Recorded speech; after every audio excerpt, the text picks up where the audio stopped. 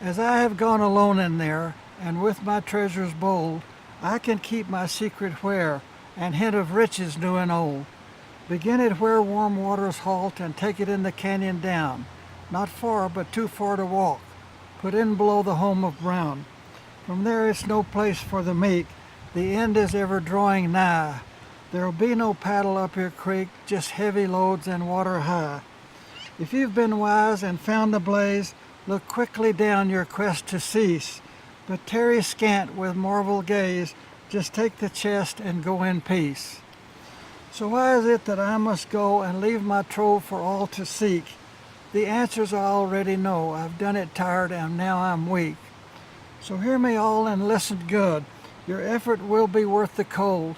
If you've been brave and in the wood, I give you title to the gold. Somewhere in the vast Rocky Mountain West, near a stream, in a forest, or at the edge of a meadow, people are hunting. Wait, you could have stashed it under this end. For a legendary, supposedly hidden treasure worth millions to whoever finds it first. Hey, did you see this? No, what? Some rich old man hid a treasure chest in the Rockies with a couple $1 million worth of gold and wrote a poem with clues of how to find it. Wow. He knows where it is. Here's a wonderful artifact. This is a lantern. Yeah. See the wick? Yep. Forrest Fenn is an 87-year-old former military pilot turned wealthy antiques dealer. He claims in 2010 he hid the treasure somewhere in the Rocky Mountains. A real-life treasure hunt. How awesome is that? Yeah.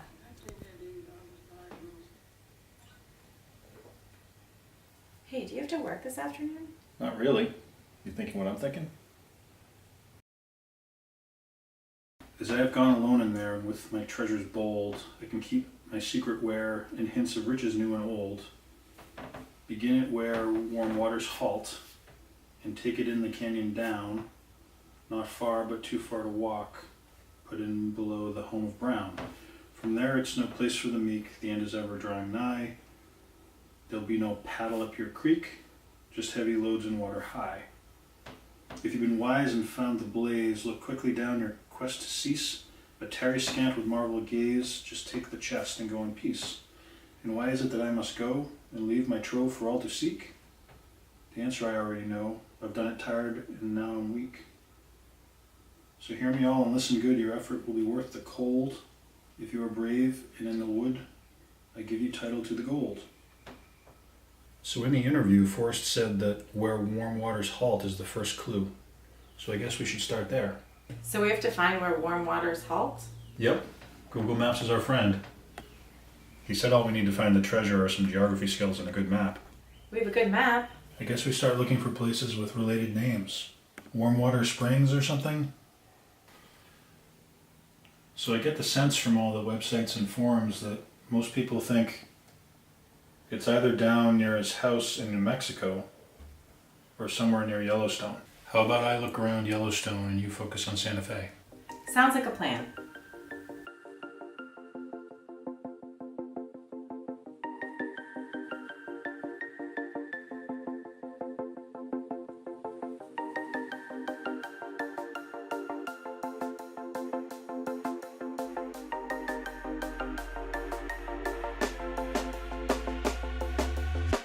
When you want to get off the darkest ground, but gravity pulls you straight down. Earth from a bird's eye view. You should grow feathers and see this too. When you want to get off the darkest ground, but gravity pulls you straight down.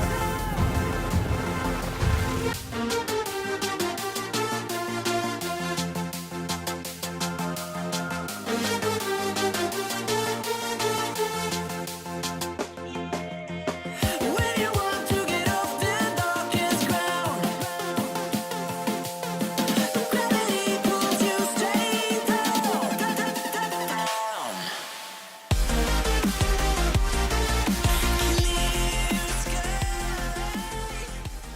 think I've got something. I'm all ears. So where warm waters halt. You ever been to Yellowstone? Yeah, actually, in the early 2000s. There are geysers and warm springs everywhere, right? What if where warm waters halt is the border of Yellowstone? The Yellowstone River leaves Wyoming and goes into the northwest corner of the park. So if we start there, the next clue is to go in the canyon down. Look at the river. You see the ridges? That's a canyon. Okay. So the next clue is to go not far, but too far to walk. When I read that clue, I was thinking maybe 6, 7, 8 miles. Yeah, I don't know. Well, anyway, the next clue is the home of Brown. I think this has to be the hardest part in the poem to decipher. The poem that Forrest wrote was in his autobiography, and somebody who got a copy of the book ran a search on the ebook for the word brown. It showed up 7 times, but the color brown only showed up once. Look at this. Fortunately, I was the only one in the class who knew that trick, the sliding I mean.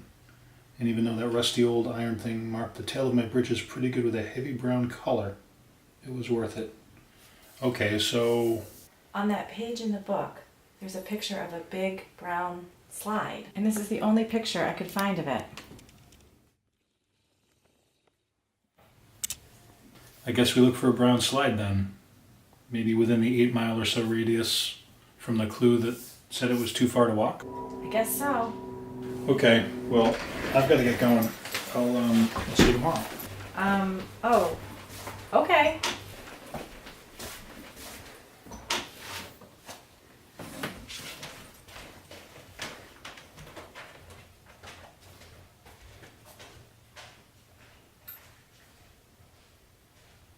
Do some research.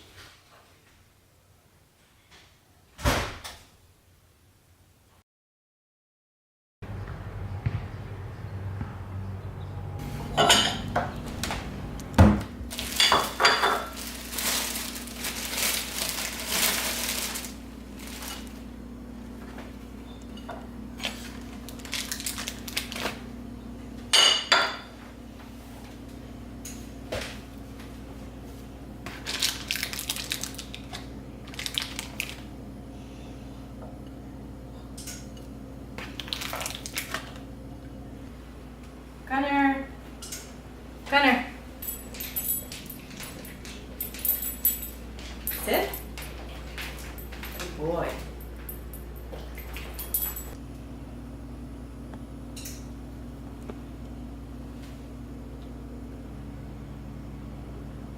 Hey, when are you going to be here? I don't know, you want to come in a little bit? Okay, see you then.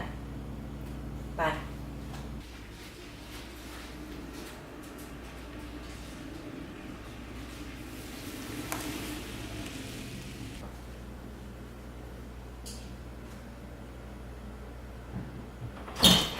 Hi, Gunnar. Hey, buddy. How have you been? What's going on? It's nice to see you. Hey, did you get anything on Forrest? I did, actually.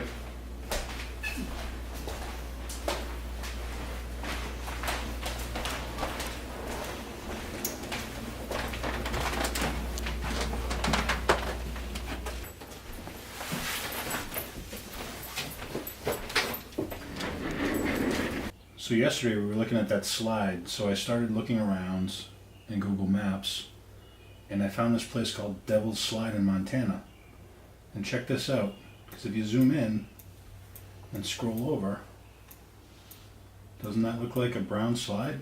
Oh my God, a brown slide. That's crazy. Maybe this is the home of Brown. So what's next? Well, the next clue was no place for the meek. Did you get anything on that? Maybe. So here's where it gets interesting. I was looking into the history of the area, and I ran into this interesting guy named Joseph Meek, who was a trapper and a lawman in the 1800s. So apparently he was living and working in this area as a trapper, and it turns out he was attacked by Indians right near the Devil's Slide. Sounds like no place for the meek. So check this out. It turns out the Devil's Slide is on a mountain called Cinnabar. So I looked up Cinnabar to see what that was and what that meant. And it turns out that that's a toxic mercury sulfide that can kill people. Once again, no place for the meek. Wow. So the next clue is there'll be no paddle up your creek. Well, if you look behind Cinnabar Mountain, you can see Cinnabar Creek, and that runs into Mulherron Creek. And if you follow that, that goes all the way to a waterfall at the Yellowstone River. Well, the thing with that spot is you can't paddle upstream into the waterfall. So I think that might be the spot where we look for the blaze. Something's bothering me about one of these lines. What's that? Why did Forrest use drawing nigh instead of something like the end is near or the end is nigh? It must have some significance. Maybe the word drawing is significant. Maybe the blaze is like a pictograph, something in the cliff face. I don't know.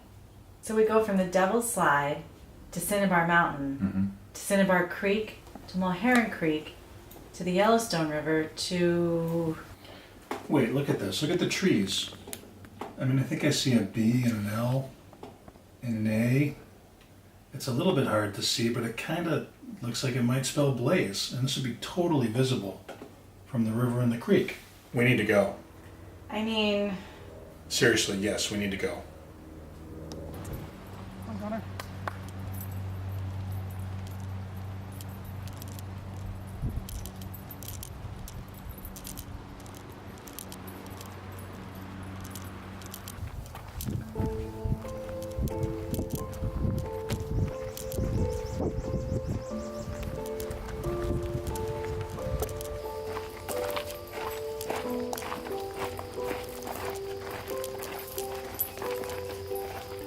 So we just need to scour this whole area.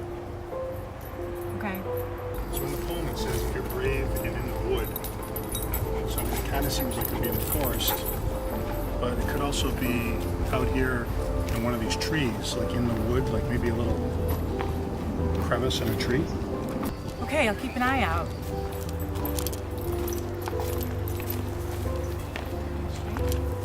It's so peaceful out here. There's nobody around.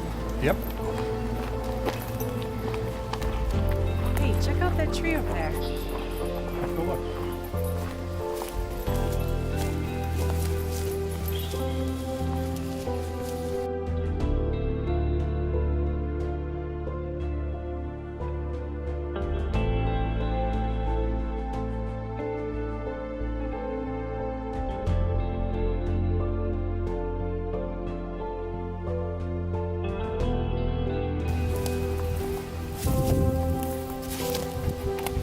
Somebody's been here.